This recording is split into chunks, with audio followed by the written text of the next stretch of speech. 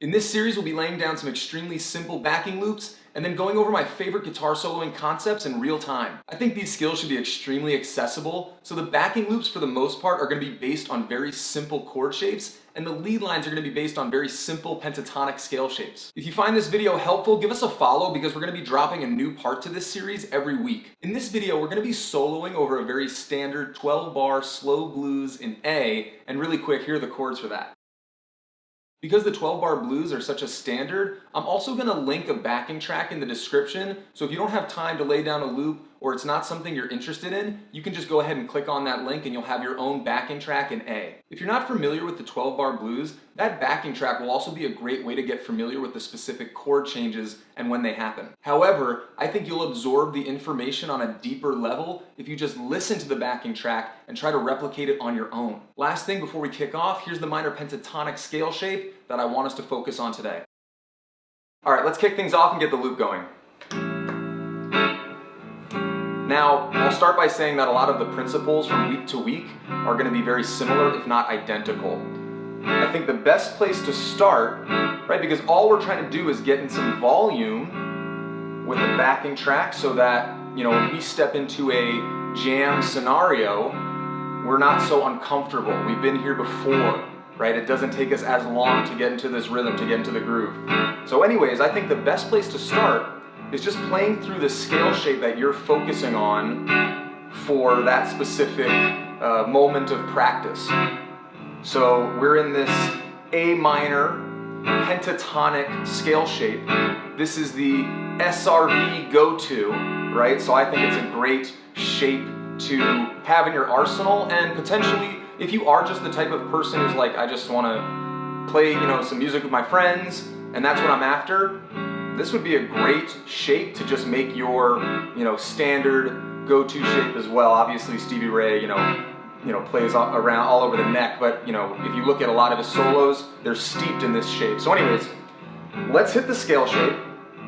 Very dry, not flashy way. It's not going to sound awesome yet, but let's just do it in rhythm with the backing track to make sure, again, that we're loose with the groove, and we're also starting to pay attention to, okay, how do I play in sync with this thing that's going on behind me, right? Because it's very important to be in sync.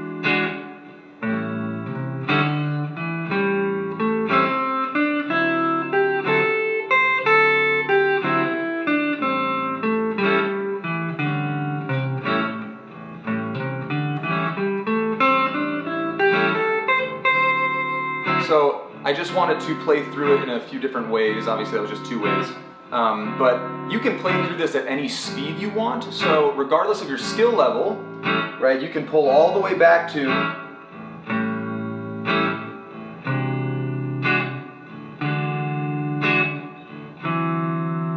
or you can go lightning fast if you'd like to. All right.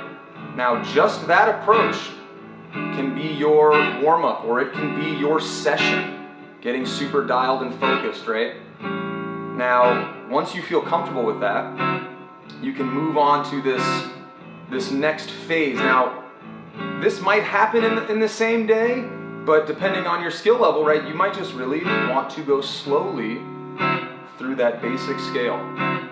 That kind of staccato approach to just bop, bop, bop, bop.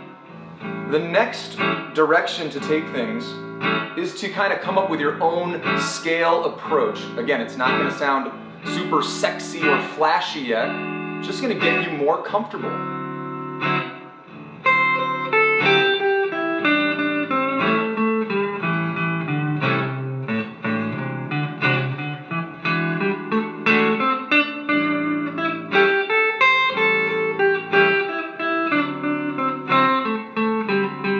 So, took a couple of approaches there. That's where you can start just getting in tune with your creativity. Now, I think that's really important in the life cycle of skill progression. Hammering these basics, getting comfortable, right? Now, once you get comfortable with creating your own kind of approach to the scale, then it's time for some phrases, right? This will come up again and again, but it's important to do it in different scenarios, different loops, right? Different contexts. But that's the next progression. So I'm just going to come up with a small phrase.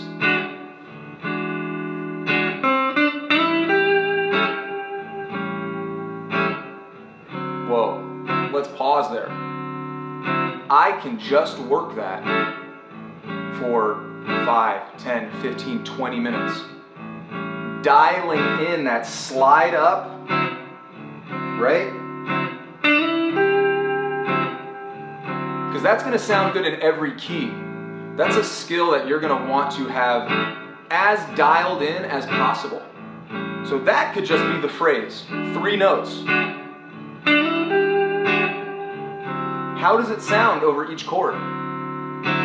That's, something that needs to be worked regularly. And, come up with a few.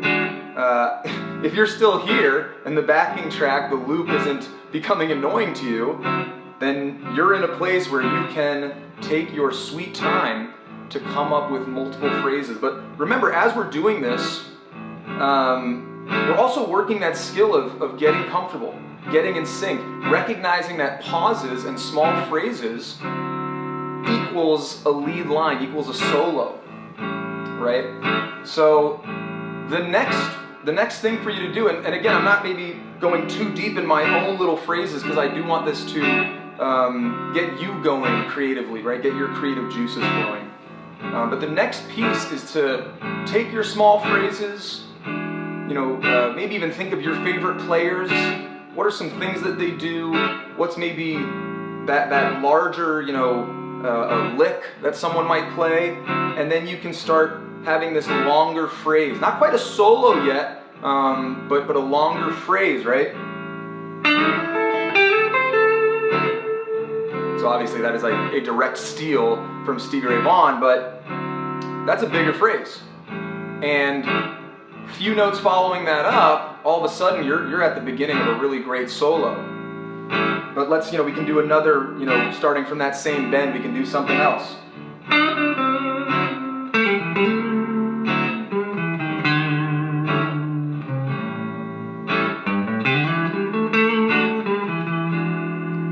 So that was kind of the end of that loop, and I had a little bit of a solo there. Again, this is all off the cuff stuff, so whether or not you're like, oh, that wasn't a great solo, the idea is that, okay, I had the thought and I could put it down on my guitar. And that's really what you want to start, I guess, getting familiar with. Dipping your toes in the water, right? The point, again, just to repeat myself, is not to be shredding in these moments.